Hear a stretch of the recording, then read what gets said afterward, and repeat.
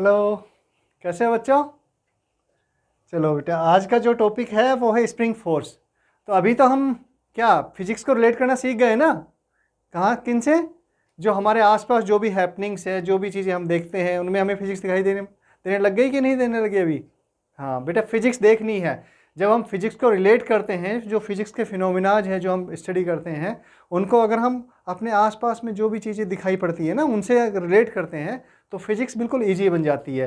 जैसे आज का ही टॉपिक है स्प्रिंग फोर्स, है ना? स्प्रिंग, तो स्प्रिंग तो दिखाई पड़ती है, बिल्कुल सर, हमारे पेन में भी होती है ना। उसके साथ में और कहाँ दिखाई पड़ती है? हाँ बिल्कुल, बाइक वगैरह में आपने देखी होगी, जो पीछे वाली सीट होती है बाइक पर, उसमें पीछे नीचे स्प्रिंग लगी होती है ना। हाँ, तो कुछ तो काम आती है वो स्प्रिंग।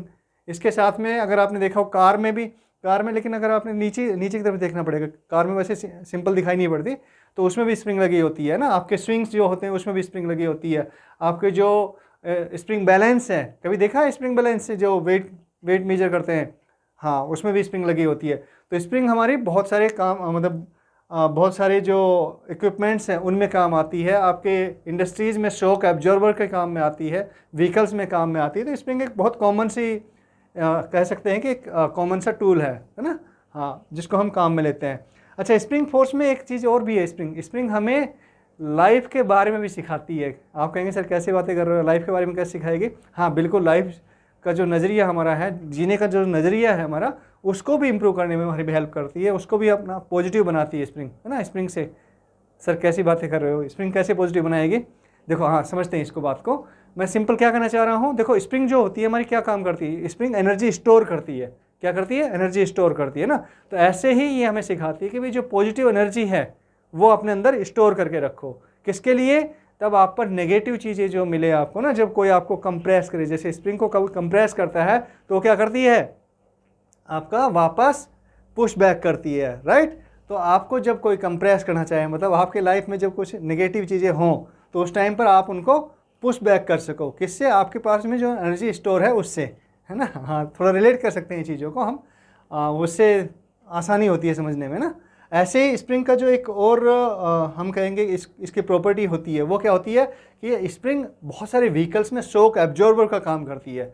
शॉक एब्जॉर्बर का कैसे काम करती है कि जो शॉक, मतलब जैसे कि रोड हो गए आपके ना, अनइवन रोड हो गए, उस पर आपकी जो कार चलती है, आपकी बाइक चलती है, तो क्या होता है, वहाँ पे गड्ढे आते हैं ना। हाँ, तो उनमें आपके जो शॉक एब्जॉर्बर लगे होते हैं गाड़ी में, वो आपको बचाते हैं। किससे? उनके जो फील होने में, कि नहीं तो धड़ाम से आपको भी फील होगा वो चीज़ है। जैसे ही गड्ढे में गई गाड़ी, वैसे ही आपको धड़ाम, आप भी फील करेंगे सीट पे बैठे हैं तो स्प्रिंग कैसे बचाती है उनसे? उनका जो एनर्जी को एब्जॉर्ब कर लेती है, वो उस नेगेटिव एनर्जी को किस में? अपनी एनर्जी में स्टोर करती है, पॉजिटिव एनर्जी में स्टोर करती है। तो यही चीज़ें हमें सीखनी है बेटा। जो लाइफ में जो आपको इस तरह की बातें करते हैं, आपके साथ नेगेटिव टॉक करते हैं कि भाई आप नहीं कर पाओगे, आप मेडिकल कॉलेज में नहीं पहुंच पाओगे, आप नीट क्वालिफाई नहीं कर पाओगे, आप जेई क्वालिफाई नहीं कर पाओगे, जेई एडवांस क्वालिफाई नहीं कर पाओगे, ये नहीं कर पाया, वो नहीं कर पाया, इस तरह की जो नेगेटिव टॉक्स होती है उनको रिपेल करना है, पुश बैक करना है स्प्रिंग की तरह से। ठीक है, चलो तो देखते हैं पहले आज इस टॉपिक में क्या करेंगे। हम पहले स्प्रिंग के बारे में जानेंगे, उसके साथ में स्प्रिंग की जो जिस तरीके से स्प्रिंग की वर्किंग होती है वो सब हम देखेंगे। एंड आफ्टर देन स्प्रिंग के जो न्यूमेरिकल्स बनते हैं, किस तरह के हमें क्वेश्चंस मिलते हैं एग्जाम में, वो सब हम सोल्व करेंगे, कॉन्सेप्ट्स को समझेंगे। ठीक है, तो सबसे पहले हम आते हैं इस पर। देखो, ये जो आपने कॉमन स्प्रिंग देखी होगी ना, टाइप्स ऑफ, एक बार स्प्रिंग का इंट्रोडक्शन, ब्रीफ इंट्रोडक्शन हो जाए तो हमें समझने में आसानी रहेगी। देखो, ये आपकी कौन सी है? हेलिकल स्प्रिंग है। हेलिकल स्प्रिंग में भी आपकी ये कंप्रेशन स्प्रिंग बोलते हैं। देखो, इसके बीच में जो हेलिक्स में है ना, हेलिक्स में है आपका वायर से बनाई हुई है ना, वायर, स्टील वायर से, मतलब जो स्टील वायर, स्टील मतलब stainless steel, I am not talking about stainless steel. Steel wire आपका जो, जिसको आप सिंपली आयरन बोलते हैं ना, वही स्टील होता है बेटा। हाँ, इंजीनियरिंग की लैंग्वेज में वही स्टील होता है। तो आपके जो स्टील वायर से बनी होती है, ठीक है, हेलिक्स में बनी होती है, राइट। और ये क्या हो सकती है? कंप्रेस हो सकती है ना, कंप्रेस हो सकती है। तो ये जो स्प्रिंग है आपकी, यही आपकी शॉक एब्जॉर्बर में काम आती है। देखो, ये आपके बाइक में और गाड़ी में जो शॉक गाड़ी मतलब कार, जो छोटी कार होगी, उनमें शॉक एब्जॉर्बर के काम, डैम्पर है ये ना, जो उसमें लगते हैं, राइट। इसी तरह से ये वाली जैसे स्प्रिंग हो गई, इसमें देखो यहाँ पे इसके कॉइल्स के बीच में स्पेस कम है, राइट, इसको पिच कम है इसकी, तो इस वाली को हम क्या कर सकते हैं? एक्सटेंड कर सकते हैं, राइट। तो इस तरह की जो स्प्रिंग होती है वो आपकी किस में? आपके स्प्रिंग जो स्केल होता है, स्प्रिंग बैलेंस होता है, उस तरह में उसमें काम में आती है। इसके साथ में ही हेलिकल स्प्रिंग आपकी एक और ये टोर्सन स्प्रिंग हो गई। टोर्सन स्प्रिंग कैसे, आपके जो डोर्स होते हैं ना, डोर्स को आप मतलब आप वापस उसी पोजीशन पे आ जाए, तो उस तरह के लैचेज वगैरह में काम में ली जाती है टोर्सन स्प्रिंग। ये देखो आपके ये क्या है, ये आपकी वॉच है ना, रिस्ट वॉच में भी आपकी ये स्पाइरल स्प्रिंग लगी होती है जो कि एनर्जी स्टोर करती है, राइट।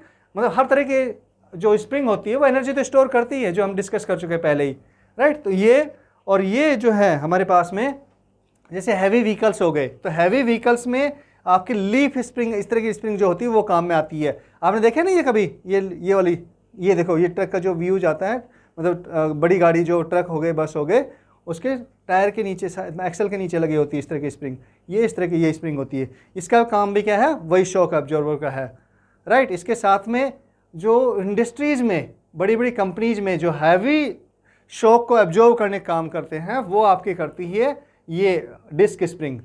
हाँ, डिस्क स्प्रिंग मतलब इसकी कैपेसिटी जो है शॉक एब्जॉर्व करने की बहुत ज़्यादा होती है। तो चलो बेटा, ये तो हो गया इंट्रोडक्शन एक किसका, स्प्रिंग्स का। तो अब स्प्रिंग की हम प्रॉपर्टीज और उसकी जो वर्किंग है वो उसके बारे में जानते हैं। तो सबसे पहले हम, अच्छा, हमारे सिलेबस में जो हम बात करते हैं वो हमारी आइडल स्प्रिंग की बात करते हैं ना। आइडल स्प्रिंग होती है वो है, आइडल स्प्रिंग का मतलब क्या हो गया कि उसकी जो मास है, मास जैसे कि हमने स्ट्रिंग का जो मास लिया था, रोप का जो मास लिया था, क्या लिया था रोप का मास, ध्यान है, भूल गए, हाँ बिल्कुल 0 लिया था हमने ना। इसको हमने मास को, मतलब रोप को मास लेस कंसिडर किया था। ऐसे ही हम स्प्रिंग को भी मास लेस कंसिडर करते हैं, हमारे जो सिलेबस में दी हुई है, ठीक है। तो ये देखो, इससे पहले हम कुछ टर्मिनोलॉजी समझ लेते हैं। जैसे स्प्रिंग की नेचुरल लेंथ होती है। नेचुरल लेंथ कैसी होती है, जब स्प्रिंग आपकी कोई कंप्रेशन भी नहीं हो, रिलैक्स्ड में हो, है ना, ना तो इलोंगेटेड है ना ही कंप्रेस्ड है, तो कैसी है, रिलैक्स्ड है ना। स्प्रिंग की एक प्रॉपर्टी होती है कि वो मतलब हमेशा अपने रिलैक्स पोजीशन की तरफ ही रहना पसंद करती है ना। बड़ा आरामदायक पोजीशन चाहिए इसको ऐसा ना तो टेंशन में चाहिए, ना ही इसको कोई प्रेशराइज करके रखे, ऐसा चाहिए। और वैसे भी हमारी भी टेंडेंसी यही होती है कि हम रिलैक्स होकर काम करना चाहते हैं, राइट। हाँ, टेंशन में या फिर जो आपका प्रेशर में परफॉर्मेंस का जो लेवल है वो आपका थोड़ा सा गिरता है बेटा, ठीक है। तो हमेशा फ्री माइंड होकर काम करो, फ्री माइंड होकर पढ़ाई करो, ठीक है। तो यही स्प्रिंग क्या कहती है, फ्री माइंड होकर पढ़ाई करो, है ना, हाँ यही बात करती है। तो स्प्रिंग की जो रिलैक्स कंडीशन में जो उसकी लेंथ हो गई, that is called natural length. अब स्प्रिंग को क्या कर सकते हैं हम, सपोज ये देखो, ये अरेंजमेंट दिया हुआ है हमने, ये हमारी स्प्रिंग है, एक के इसका स्प्रिंग कांस्टेंट है। अब इसमें क्या काम किया हमने, ये मास इससे अटैच्ड है, एम मास, तो हमने इसको फोर्स दिया है ऐसे ना, ये फोर्स लगाया हमने, तो क्या होगा, स्प्रिंग थोड़ी कंप्रेस होगी। कंप्रेस होने के बाद में क्या करेगी स्प्रिंग, अगर आप स्प्रिंग को कंप्रेस करेंगे तो क्या करेगी स्प्रिंग आपके वापस फोर्स लगाएगी, रेजिस्ट करेगी, उस कंप्रेशन को रेजिस्ट करेगी, है ना। रेजिस्ट करने के लिए क्या करेगी, वापस उसमें फोर्स लगाएगी, राइट। तो कैसे लगाएगी फोर्स, ये हमने फोर्स कंप्रेस करने के लिए ये फोर्स लगाया इस डायरेक्शन में, तो स्प्रिंग आपकी अपोजिट ये फोर्स लगाएगी, and that force is called FS, spring force, right. Spring force आता कहाँ से है बेटा, वही आपका जो सब एटॉमिक लेवल पर और एटॉमिक लेवल पर जो आपके कौन सा फोर्स होता है, इलेक्ट्रोमैग्नेटिक फोर्स होता है। वो स्प्रिंग के जो इसमें पार्टिकल्स हैं ना, उनके बीच में जो इलेक्ट्रोमैग्नेटिक फोर्स है वो आपको रेजिस्टिंग पावर देता है स्प्रिंग को, राइट। तो उससे आपका रेजिस्टिंग फोर्स आता है जो कि स्प्रिंग फोर्स है आपका। तो स्प्रिंग फोर्स कहाँ लगेगा, हमेशा जो भी स्प्रिंग की लेंथ में चेंज हुआ ना उसको अपोज करता है। तो यहाँ पे लेंथ इसकी कम हो गई है ना, किसकी, स्प्रिंग की, क्योंकि हमने इसको कंप्रेस कर दिया। और कितनी लेंथ से कम कर दिया हमने, x1 से कंप्रेस कर दिया इसको, ठीक है। तो फोर्स ऐसे लगेगा। अब ये देखो दूसरा एक केस और है, इसमें हमने स्प्रिंग की लेंथ को, ये जो मास था हमारा, इस पर हमने फोर्स इस डायरेक्शन में लिया, ये डायरेक्शन में, राइट। तो ये मूव होके यहाँ से, देखो यहाँ से मूव होके यहाँ तक आ गया, यानी कि ये इसकी स्प्रिंग की लेंथ क्या हो गई, इंक्रीज हो गई, इलोंगेट हो गई स्प्रिंग, है ना। तो अब हम कह रहे हैं कि स्प्रिंग तो क्या करेगी भाई, जो भी उसके लेंथ में चेंज करोगे, जो जिस भी डायरेक्शन में, उसके अपोजिट डायरेक्शन में फोर्स लगाएगी। क्यों, कौन सा फोर्स लगाएगी, रेजिस्टेंस फोर्स लगाएगी, and that resistance force is called spring force, ठीक है। तो इसमें स्प्रिंग फोर्स कहाँ लगेगी बेटा, ये इसको इधर कर रही है, तो फोर्स कहाँ लगेगा, फोर्स आपका इस डायरेक्शन में लगेगा, अपोजिट डायरेक्शन में लगेगा, and that is spring force, right. अब हम देख लेते हैं, देखो जब आपका, और ये क्या हो गया, देखो यहाँ पे लेंथ L थी नेचुरल लेंथ, यहाँ पे लेंथ L माइनस ये x1 से कंप्रेस हो कर दिया हमने, तो लेंथ बन गई L माइनस x1। यहाँ पर हमने इसको इलोंगेट कर दिया किससे, x2 से, तो लेंथ बन गई आपकी L प्लस ये L यहाँ से यहाँ तक की, और ये x2, तो L प्लस x2, तो यहाँ इलोंगेटेड, तो इस तरह से लेंथ चेंज कर दी। अच्छा, अब आइडियल स्प्रिंग के केस में एक बात और आती है, वो है आपका हुक्स लॉ। हुक्स लॉ क्या है कि अगर आपकी स्प्रिंग आइडियल है तो स्प्रिंग जो फोर्स डेवलप होगा, है ना, वो स्प्रिंग फोर्स जो किसमें, स्प्रिंग पे जो स्प्रिंग फोर्स डेवलप होगा, दैट एफएस, ये किसके लिए है, ये आपके स्मॉल कंप्रेशन और स्मॉल इलोंगेशन के लिए है बेटा।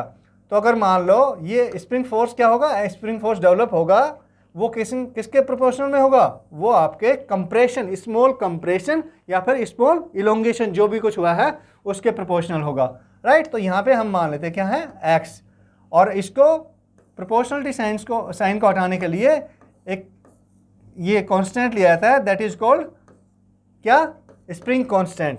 क्या बोलते हैं इसको, स्प्रिंग कांस्टेंट। ये हर एक स्प्रिंग की प्रॉपर्टी होती है ना, जो किस पर डिपेंड करती है, आपके स्प्रिंग का जो वायर होता है उसके क्रॉस सेक्शन पे, उसके यंग्स इलास्टिक कांस्टेंट पर, और उसके साथ में आपका लेंथ पर। अगर उसी वायर की आपकी स्प्रिंग लोगे, बड़ी स्प्रिंग लोगे, है ना, लेंथ ज़्यादा रहेगी तो उसका स्प्रिंग कांस्टेंट आपका कम होता है, और अगर उसकी छोटी लेंथ की स्प्रिंग लोगे उसी वायर की, सेम वायर की, हम talking about the same wire, same material, right, तो क्या होगा, उसका स्प्रिंग कांस्टेंट ज़्यादा होगा, है ना। अगर आप मतलब लेंथ के कैसे चलता है स्प्रिंग कांस्टेंट, आपके लेंथ के,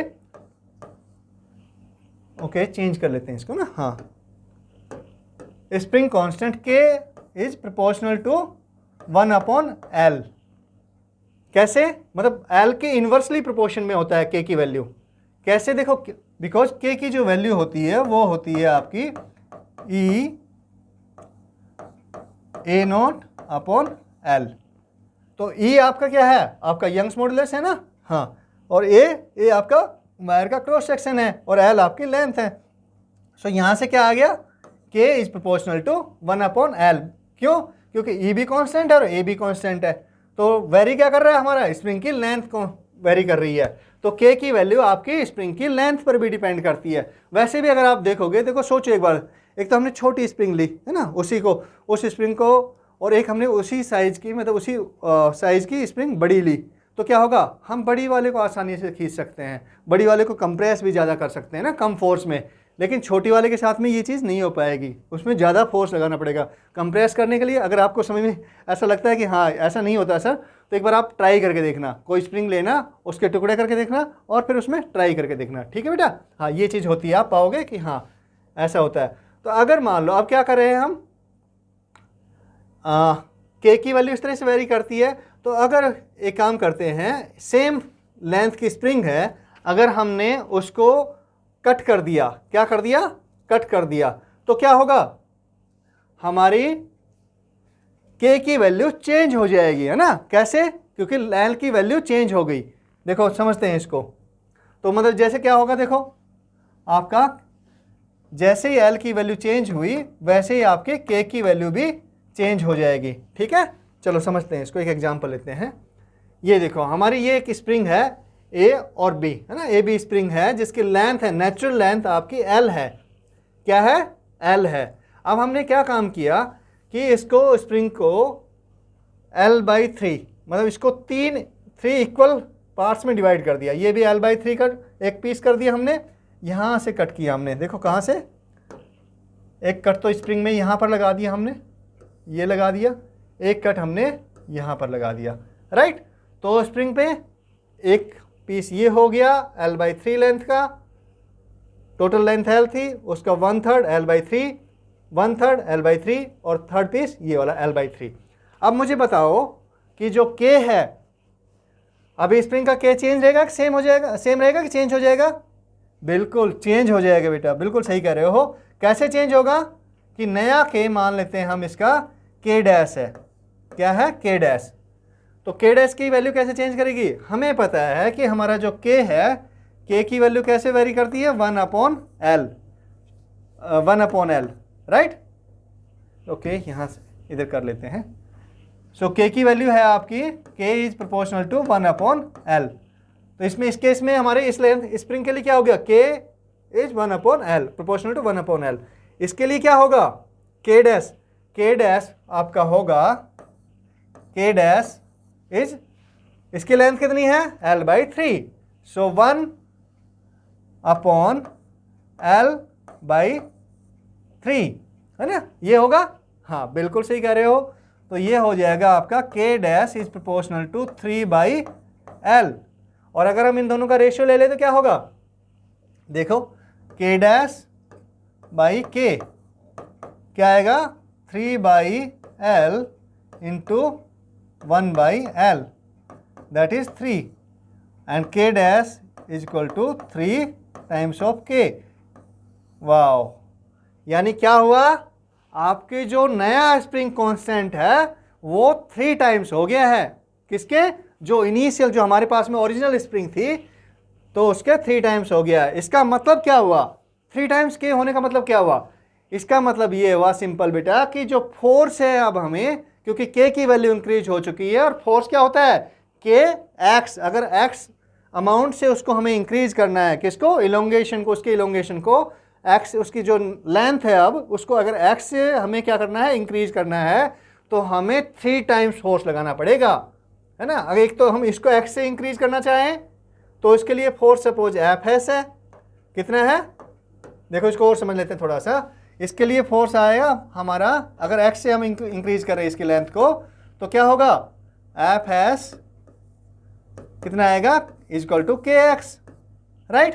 के एक स्प्रिंग कांस्टेंट और एक्स इसकी जो इलोंगेशन है वो, और इसकी नेचुरल लेंथ कितनी है, एल है, राइट। अगर हम इसी के लिए करते हैं अब एफ एस, किसके लिए, जो हमारा पीस बना है ना, कौन सा, L/3 का, तो इसके लिए अगर मान लेते हैं हम एफ एस क्या है, एफ एस डैश है, तो ये आपका हो गया के डैश, और एक्स अमाउंट से ही हमने इसको इलोंगेट किया है, कितने, एक्स अमाउंट से ही, एक्स लेंथ हमने इलोंगेट की पहले इसके L/3, तो इसकी नई लेंथ कितनी होगी, मतलब इसकी तो हुई ऊपर वाले की तो आपकी L plus x final length, ठीक है, इसकी हुई L/3 प्लस एक्स, ये लेंथ हुई ना, हाँ, एक्स से हमने इसको इंक्रीज किया बेटा, ठीक है। हाँ तो ये देखो के डैश कितना है, 3k x, यानी F S dash is equal to 3kx, और ये हो गया आपका 3f(s), kx क्या है, fs है, तो यानी f dash s is equal to 3f(s). क्या मतलब हुआ, मतलब सिंपल है कि जब हमारी लेंथ L से L/3 हो गई तो उस पीस को हमें अगर सेम अमाउंट से एक्सटेंड करना है, इलोंगेट करना है, तो फोर्स हमें 3 टाइम्स लगाना पड़ेगा, है ना, समझ में आई बात, वेरी गुड।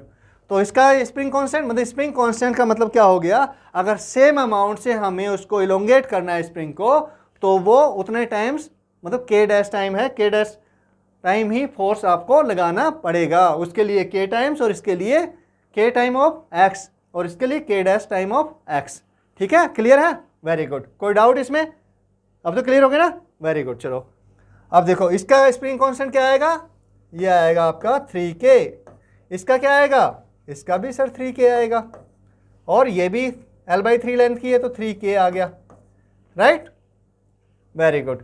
अगर मान लो ये लेट अस अज्यूम कि हमने इसको अलग तरीके से किया, कट, कैसे कट किया, चलो एक एग्जांपल और लेते हैं। ये तो हमने सीधे सीधे इक्वल में कर लिया था ना, अब अनइक्वल की बात करते हैं हम। ये देखो, ये हमने इसको कट कर दिया, कैसे, आपका 2:1 में यहाँ से कट कर दिया, ये आपका 2 हो गया, टोटल लेंथ इसकी L है, तो ये आपकी 2 पार्ट हो गए और ये एक पार्ट हो गया, यानी ये 2L/3 हो गया, ये हमने कट किया, इधर से ये कट हो गया, ये आपकी लेंथ आ गई 2L/3, और इसकी आपकी लेंथ आई, टोटल L है ना, तो 1/3, 3 हिस्से हो गए, 2 हिस्से ये, 2 पार्ट ये और 1 पार्ट ये, सो L/3 ये हो गई और 2L/3 ये हो गई, राइट। तो अब इस केस में आपका जो कांस्टेंट आएगा, के की जो वैल्यू आएगी ना, इसको मान लेते हैं हम, इसकी नई वैल्यू क्या आ गई आपकी, ये मान लो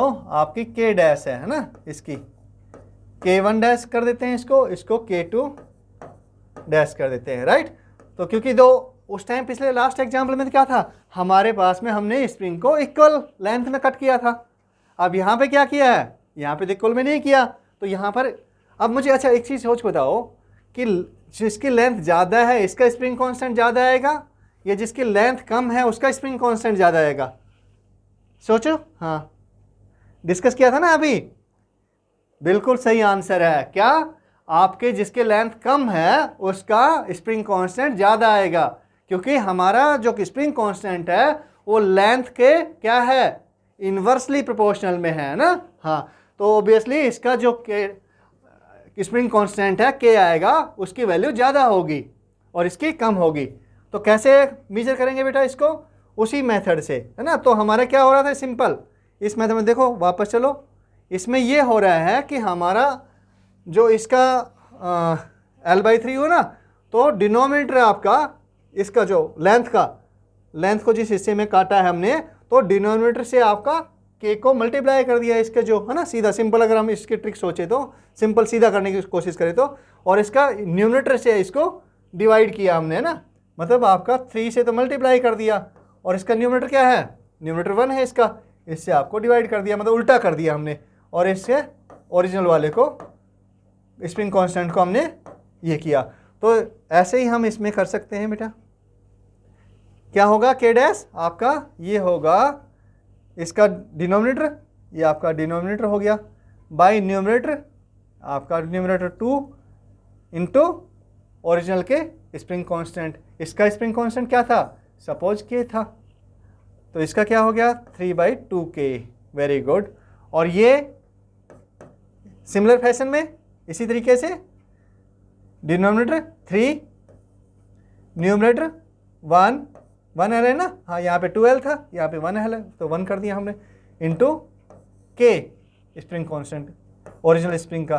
सो K2 dash equal to 3k, right.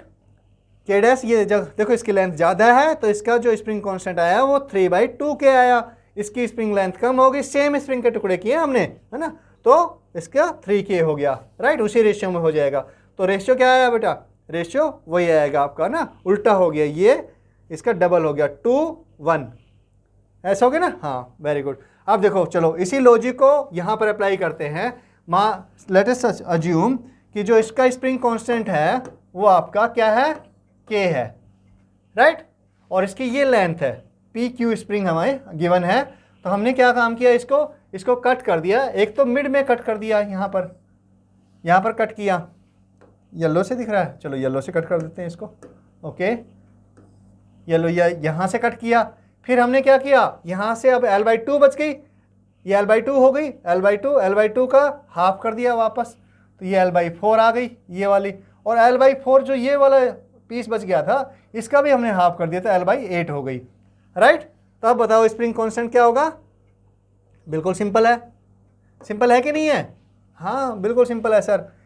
इसमें आपका डिनोमिनेटर कितना है 2 बाई न्यूमरेटर 1 का कोई मीनिंग नहीं है, 2/1 2 आएगा इंटू के, सो इसका आएगा 2k। इस पार्ट का कितना होगा, डिनोमिनेटर कितना 4 बाई न्यूमरेटर 1 है, और स्प्रिंग कांस्टेंट क्या है, तो 4/1 4 इंटू के। इसका कितना आएगा, डिनोमिनेटर कितना आया, डिनोमिनेटर 8, न्यूमरेटर बाई 1, तो 8/1 तो 8 ही रहेगा, इंटू के, इसका 8k, और ये भी L/8 है तो इसका भी 8k, राइट। यानी जितना हम छोटा पीस करेंगे स्प्रिंग का उतना ही उसका नया जो स्प्रिंग कांस्टेंट आएगा वो इंक्रीज हो जाएगा बेटा। इसका सिंपल मतलब क्या है कि इसका सिंपल मतलब इतना सा ही है, अगर हमने इसको x क्या किया, इलोंगेट किया या कंप्रेस किया, तो जितना फोर्स हमें चाहिएगा उसमें इसकी आधी लेंथ में अगर इसको भी x से हम क्या करेंगे, इलोंगेट करेंगे, तो 2 टाइम्स हो जाएगा फोर्स, क्योंकि स्प्रिंग कांस्टेंट क्या हो गया 2 टाइम्स हो गया, और इसकी 1/4 लेंथ में ही है, अगर हमने 1/4 का टुकड़ा किया है तो इसमें जो F फोर्स लगा था इसमें 4 टाइम्स हो जाएगा, इसमें आपका L/8 में है तो इसमें 8 टाइम्स हो जाएगा, और इसमें आपका 8 टाइम्स हो जाएगा। ठीक है, सिंपल मतलब समझ में आया। चलो किसमें आ गई अब, हाँ पैरेलल और आपका किसमें, स्प्रिंग के कॉम्बिनेशन बनाते हैं हम, क्या करते हैं कॉम्बिनेशन बनाते हैं। दो तरीके से कॉम्बिनेशन बनते हैं स्प्रिंग के, एक तो कौन सा, एक तो आपका पैरेलल बनता है कि स्प्रिंग्स को हम कैसे जोड़ सकते हैं, कैसे कनेक्ट कर सकते हैं, पैरेलल में कनेक्ट कर सकते हैं, एक आपका सीरीज में कनेक्ट कर सकते हैं, राइट। तो ये एक एग्जांपल लेते हैं, देखो इसको समझने के लिए। हमारे पास में एम मास है, इस पर दो स्प्रिंग है, एक का स्प्रिंग कांस्टेंट क्या है, के है, K1 है, दूसरी स्प्रिंग का K2 है, राइट। अब हमने क्या काम किया, इसको फोर्स F लगाया इस डायरेक्शन में, ठीक है, इस डायरेक्शन में फोर्स F लगाया तो क्या होगा, ऑब्वियसली इधर ये क्या होगा, मास मूव करेगा और स्प्रिंग क्या करेगी, स्प्रिंग स्ट्रेच होगी, इलोंगेट होगी। इस स्प्रिंग इलोंगेट होगी तो क्या करेगी, स्प्रिंग वापस फोर्स लगाएगी, किस साइड में फोर्स लगाएगी, जिस तरफ हम इसको इलोंगेट कर रहे हैं उसके अपोजिट साइड में फोर्स लगाएगी, राइट। तो क्या होगा बेटा, देखो समझते हैं इसको। तो सपोज यहाँ पर हमारा ये मास यहाँ पर आ गया, ये जो ब्लॉक है हमारा एम मास का, ये ब्लॉक की ये नई पोजीशन ये आ गई, ठीक है, किसमें, इस फोर्स के इन्फ्लुएंस में। अब हम देख रहे हैं इस पर फोर्स कौन सा लग रहा है, यहाँ पर F लग रहा है, और स्प्रिंग फोर्स कहाँ लगेगा, क्योंकि ये स्प्रिंग एलोंगेट होकर यहाँ से यहाँ तक पहुँच जाएगी बेटा, है ना, आ जाएगी ना, कैसे होगी देखो, यहाँ से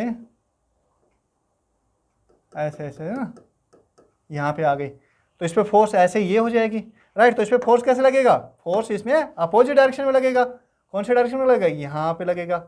ये सपोज फर्स्ट स्प्रिंग का, तो Fs1 मान लेते हैं इसको, और ये भी अपोजिट डायरेक्शन में लगेगा, है ना, हाँ ये Fs2 हो जाएगा, राइट।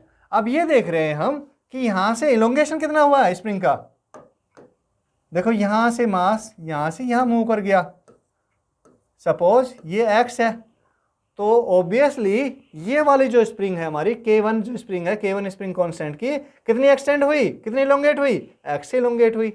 आपका दूसरी ये भी x से इलोंगेट हुई, क्यों, क्योंकि दोनों किस पर फिक्स हैं, m मास पर फिक्स है बेटा, ठीक है, गुड। तो ये जब पैरेलल अरेंजमेंट हमने कर दिया स्प्रिंग का, तो इसका मतलब क्या हुआ, इसका मतलब ये है सिंपली कि आपका जो x है आपका वो क्या रहेगा, same, elongation x is same for both spring, है ना, या तो बोथ स्प्रिंग। क्या मतलब हुआ कि इलोंगेशन दोनों का क्या रहेगा, सेम रहेगा, राइट। इलोंगेशन या कंप्रेशन दोनों स्प्रिंग में सेम रहेगा, और फोर्स तो सर इसमें अलग रहेगा, Fs1 इसमें Fs2 है, क्यों, क्योंकि हमारा x तो सेम है, स्प्रिंग फोर्स क्या होता है, kx होता है, तो K1 की वैल्यू यहाँ पे K की वैल्यू K1 है, इस स्प्रिंग के लिए आपकी K की वैल्यू K2 है, ठीक है। तो क्या हो गया, अगर हम इसका फ्री बॉडी डायग्राम बनाएं स्प्रिंग का इसका, तो क्या बनेगा बेटा, ये आपका फोर्स इधर F जो हमने अप्लाई किया, स्प्रिंग फोर्स इस पे, फर्स्ट स्प्रिंग का इधर Fs1 और दूसरी स्प्रिंग का भी इधर Fs2, और मूवमेंट क्या है, यहाँ पे मूवमेंट कुछ भी नहीं है, तो क्या हो गया, F is equal to Fs1 plus Fs2, right. और F मान लो क्या है, F टोटल मान लो, ये भी किसके, अगर मान लो हम अज्यूम कर देते हैं कि हमने दोनों स्प्रिंग को एक स्प्रिंग से रिप्लेस कर दिया, तो एक इक्विवेलेंट स्प्रिंग लगा दी हमने, तो इसको क्या लिख सकते हैं हम, ये किसके इक्वल हो जाएगा, उस स्प्रिंग के स्प्रिंग फोर्स के इक्वल हो जाएगा।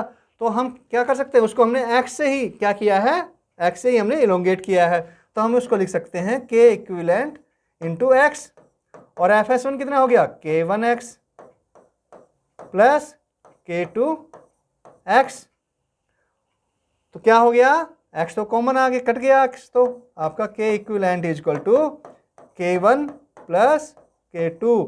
ये आपकी जो नई स्प्रिंग हमने दोनों स्प्रिंग को रिप्लेस करके एक इक्विवेलेंट स्प्रिंग लगाई, उसका स्प्रिंग कांस्टेंट आ गया बेटा, ठीक है। तो अगर ऐसे ही हमारे पास में एक से ज़्यादा हो जो पैरेलल में लगी हो स्प्रिंग, तो क्या होगा, K इक्विवेलेंट कैसे आएगा, उस केस में K इक्विवेलेंट यानी कि क्या होगा, ऑब्वियसली वैसे दिख भी रहा है, क्या दिख रहा है कि दो स्प्रिंग लगाई हमने, एक स्प्रिंग को हमने यहाँ से इलोंगेट करना था तो उसमें हमें कम फोर्स लगाना पड़ता था, अब दो स्प्रिंग को एक साथ इलोंगेट करना ज़्यादा फोर्स लगाना पड़ेगा, 3 अगर स्प्रिंग हो तो और ज़्यादा लगाना पड़ेगा, 5 हो तो और ज़्यादा लगाना पड़ेगा। तो इस तरह से मतलब जितना स्प्रिंग हो बढ़ती जाएगी उतना ही फोर्स की वैल्यू बढ़ती जाएगी, यानी क्या होगा, के इक्विवेलेंट की वैल्यू स्प्रिंग कांस्टेंट की, जो एक स्प्रिंग लगाएंगे उनको रिप्लेस करके उसकी स्प्रिंग कांस्टेंट बढ़ता चला जाएगा, है ना, आपस में ऐड होते चले जाएंगे। तो के इक्विवेलेंट क्या आएगा बेटा, के इक्विवेलेंट आएगा अगर n नंबर ऑफ स्प्रिंग हो तो k1 plus k2 plus k3 plus k4 plus up to kn तक हो गया, राइट। कितना हो गया, kn तक, ठीक है। हाँ, अब मुझे देखो ये चीज समझ में आ गई हमें कि पैरेलल अरेंजमेंट हो, कैसा अरेंजमेंट हो, पैरेलल। ये कौन सा अरेंजमेंट है, ये आपका स्प्रिंग का पैरेलल अरेंजमेंट है बेटा, है ना। हाँ, पैरेलल, ठीक है। अच्छा, अब ये बताओ मुझे कि ये जो हमने डायग्राम लिया है इसमें भी दो स्प्रिंग हमने एक मास को अटैच की है, तो ये किस तरह का अरेंजमेंट है बताओ मुझे एक बार। पैरेलल है। पैरेलल में क्या होता है, हमारा इलोंगेशन या कंप्रेशन जो है स्प्रिंग का वो सेम रहता है, राइट, सेम रहता है ना। तो इसमें भी एक बार चेक कर लेते हैं कि सेम है कि नहीं है। तो ये देखो, ये हमने अगर मान लो इसको x से डिस्प्लेस करते हैं तो ये स्प्रिंग तो x से कंप्रेस हो जाएगी और ये स्प्रिंग x से इलोंगेट हो जाएगी। तो इसमें एक में तो कंप्रेशन आ रहा है, एक में इलोंगेशन आ रहा है, तो क्या होगा, है पैरेलल में है। सर अभी भी कंफ्यूजन है, इलोंगेशन और कंप्रेस में, यहाँ पे तो दोनों में क्या हो रहा था, दोनों में क्या हो रहा था, इलोंगेशन हो रहा था एक साथ। यहाँ पर एक में इलोंगेशन है, एक में कंप्रेशन है, लेकिन वैल्यू उसकी सेम है, किसकी, इलोंगेशन की और कंप्रेशन की। एक के इलोंगेशन की वैल्यू x है, दूसरे की कंप्रेशन की वैल्यू x है। कब, जब हम फोर्स लगाते हैं। तो बेटा फोर्स और देख लो कैसे काम कर रहा है फोर्स, ये कंप्रेस होगी तो फोर्स इसका कहाँ पर आएगा, इसका फोर्स इस साइड में आएगा, है ना। ये मान लेते हैं हम, पहले इसको देख लेते हैं क्या कहते थे, इसको हमने x से डिस्प्लेस कर दिया, राइट। तो इसका फोर्स जो स्प्रिंग 2 का जो फोर्स है वो आपका इस डायरेक्शन में आ गया, क्या करेगा, अपोज करेगा ना, रेजिस्ट करेगा कंप्रेशन को, तो फोर्स अपोजिट डायरेक्शन में लगेगा, राइट। ये हमने ऐप इधर लगा रहे ना, हाँ। और इसका जो फोर्स है वो ये इलोंगेट हुई है, तो इसका फोर्स कैसे लगेगा, इसका भी इलोंगेशन को अपोज करेगा, सो ये भी फोर्स ऐसे लगेगा Fs1। और ये क्या होगा, अगर Fs1 और Fs2, ये Fs2 बेटा, Fs1 इधर, Fs2 इधर और F इस साइड में। अगर मान लो Fs1 या Fs2 ज़्यादा होंगे, दोनों एक ही डायरेक्शन में, तो दोनों प्लस हो जाएंगे, है ना। इसका अगर फ्री बॉडी डायग्राम हम बनाते हैं तो क्या होगा, ये आपका Fs1, ये पॉइंट मास मान लेते हैं ये m को ना, हाँ। और ये आपका इधर भी Fs2 और इस डायरेक्शन में F, राइट। और क्योंकि ये बैलेंस्ड है, कंडीशन कैसी है, बैलेंस है ना, हाँ। अगर दोनों ये ज़्यादा होते तो क्या करता, मास इधर आ जाता, F ज़्यादा है तो और ज़्यादा कंप्रेस करता उस स्प्रिंग को, इसको लोंगेट करता।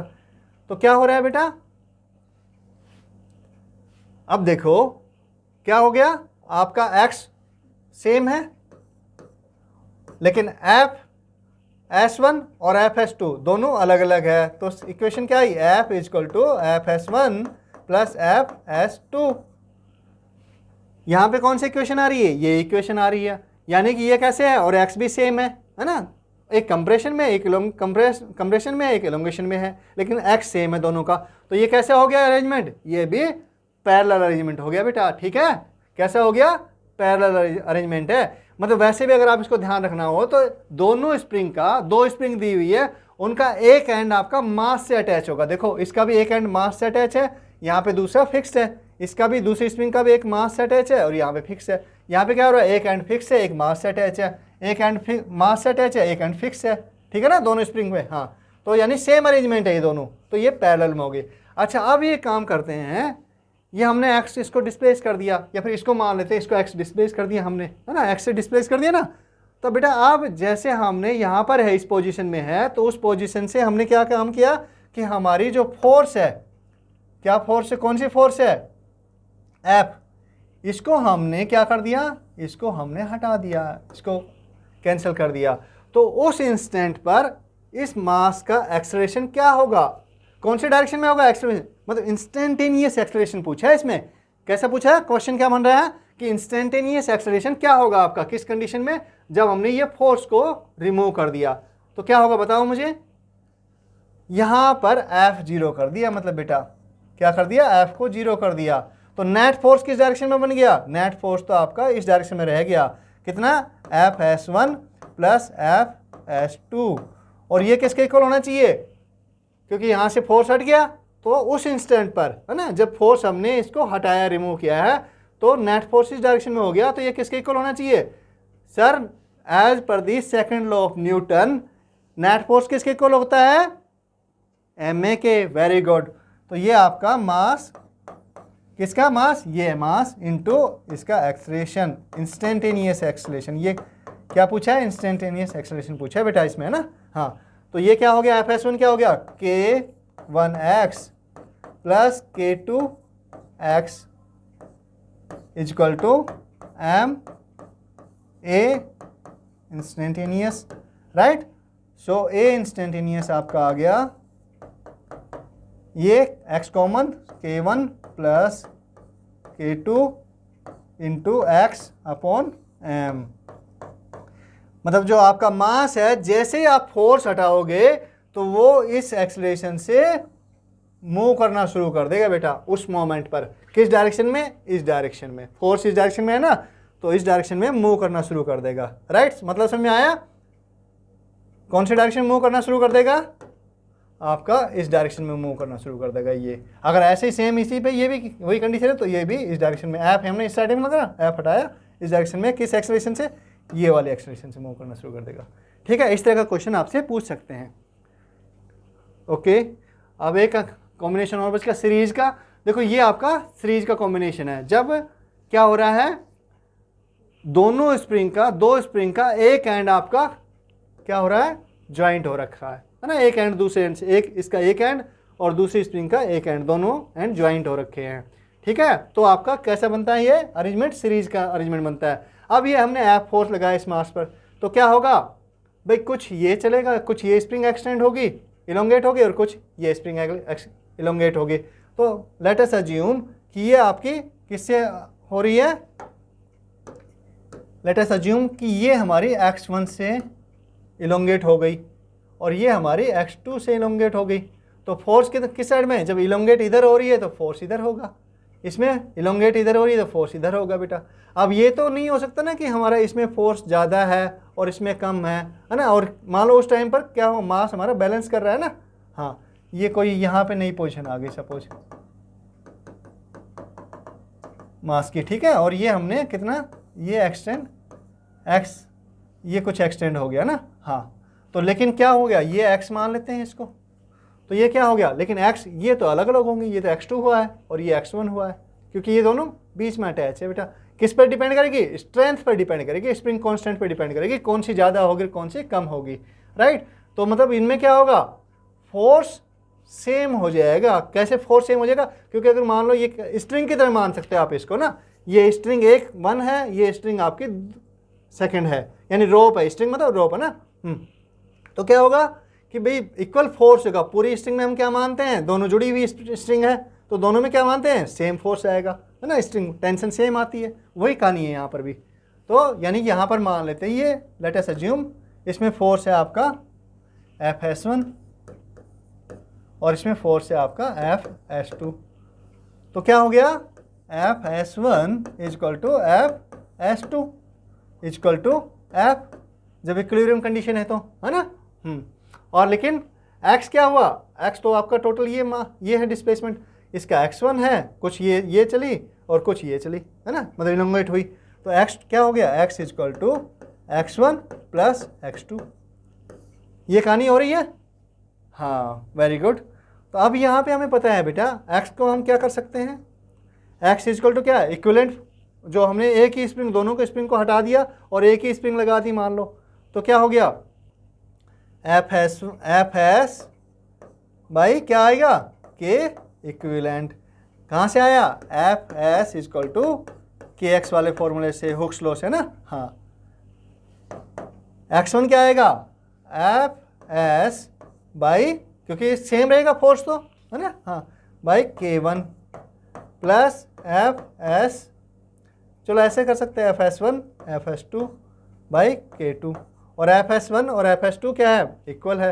ये किसके इक्वल है, F के इक्वल है, और हम इक्वलेंट स्प्रिंग बात कर रहे हैं, उस पर भी कितना फोर्स रहेगा, सेम फोर्स रहेगा एफ एस।